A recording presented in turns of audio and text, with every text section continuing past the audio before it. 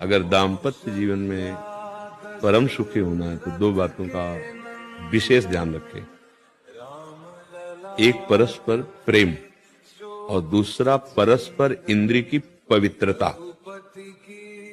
अगर प्रेम है तो फिर तुम्हें दूसरे की आवश्यकता जीवन में नहीं होनी चाहिए, चाहे स्त्री शरीर हो चाहे पुरुष शरीर हो। अगर एक में तुम्हारी तृप्ति नहीं हो, व्यभिचार में उतर जाओ तो पूरे विश्व में कभी शांति मिलने वाली नहीं, कभी तृप्ति मिलने वाली नहीं। दाम्पत्य सुख में पैसा नहीं, प्यार की आवश्यकता है और प्यार के साथ पवित्रता की आवश्यकता है कि हमारा आपका जो संबंध हुआ है उस पर कभी दाग नहीं लगेगा। तो अगर नमक रोटी भी दोनों मिलकर खाओगे ना, आनंद वर्धन करने वाला होगा और जो संतानें होंगी, चाहे पुत्री हो चाहे पुत्र हो, वो मंगलदायक होंगे, सुख प्रदान करने वाले होंगे। माता पिता का त्याग मत करना और पत्नी अर्धांगिनी होती इसलिए उसको दुख देने की चेष्टा मत करना। ऐसी विवेक से चलो कि पत्नी को भी संतुष्ट कर पाओ और माता पिता की भी सेवा करो, क्योंकि पत्नी अर्धांगिनी है, उसका त्याग आपकी तरफ से उचित नहीं, धर्म नहीं कहता।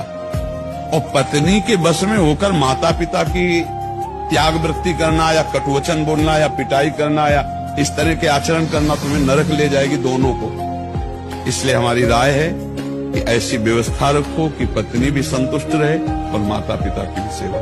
न पत्नी का त्याग करो न माता पिता। अगर इस बात में वो राजी नहीं है तो आपको त्याग कर रही, तो फिर आप माता पिता का त्याग न करते हुए वो त्याग रही, तुम्हें तो त्याग देंगे। हमारी बात सुनो।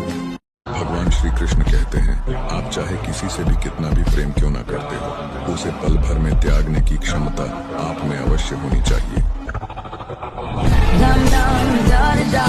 हम वैसे भी कहते हैं, हर परिस्थिति में जब तक जिसका जिससे काम निकलता है तब तक वो यार है, मित्र है, प्यार है, सब है। और जिस दिन काम लायक नहीं रहा तो न यार न प्यार न मित्र न कोई संबंध नहीं। ये संसार बड़ा झूठा खेल वाला। भगवान श्री कृष्ण कहते हैं, आप चाहे किसी से भी कितना भी प्रेम क्यों ना करते हो, उसे पल भर में त्यागने की क्षमता आप में अवश्य होनी चाहिए। आजकल के जो बच्चियां हैं और बच्चे हैं, वो बॉयफ्रेंड और गर्लफ्रेंड की बीमारी से बीमार आए हैं। साफ बातें हैं, अब व्यभिचार प्रवृत्ति से युक्त होते हैं। अब उनको बड़े बूढ़ों के आगे झुकना, उनकी सेवा करना उनको पसंद नहीं आता। उनको ये पसंद आता है कि हमारा दूल्हा होटल से भोजन लावे, हम खावें और मनमानी आचरण करें। नहीं, आज के नए बच्चे और नए बच्चियां, ये जो गर्लफ्रेंड बॉयफ्रेंड और लिव इन रिलेशन ये जो चल रहा है ना, ये बुद्धि को भ्रष्ट करने वाला है। गंदे आचरणों से बुद्धि भ्रष्ट होती है और जिसकी बुद्धि भ्रष्ट होती है वो बड़े बूढ़ों की आराधना नहीं करता, पक्का समझ लेना। उसके लिए बड़े बूढ़े ऐसे कबाड़ की तरह दिखाई देते हैं कि ये बोझा है हमारे लिए, मरे जल्दी तो हम। पर बच्चा, माता पिता का त्याग मत करना और पत्नी अर्धांगिनी होती इसलिए उसको दुख देने की चेष्टा मत करना। ऐसी विवेक से चलो कि पत्नी को भी संतुष्ट कर पाओ और माता पिता की भी सेवा करो। वो कह रहे थे किसी लड़की से हमारी आसक्ति हो गई, उसका ब्याह हो गया दूसरी जगह, अब हम तो जी नहीं सकते। और हालत बेचारे की ऐसी थी, वो डिप्रेशन में एकदम था कि अब मैं जी नहीं सकता। क्या हुआ? आसक्ति। उसने आसक्ति नहीं की भैया, हमें तो ये देख रहा है कि हमें आसक्ति कहाँ करनी है। अब हम जबरदस्ती आपको अपना प्यारा मान लिया और आप उसको प्यारा माने हुए हो, तो अब हमारी मूर्खता है।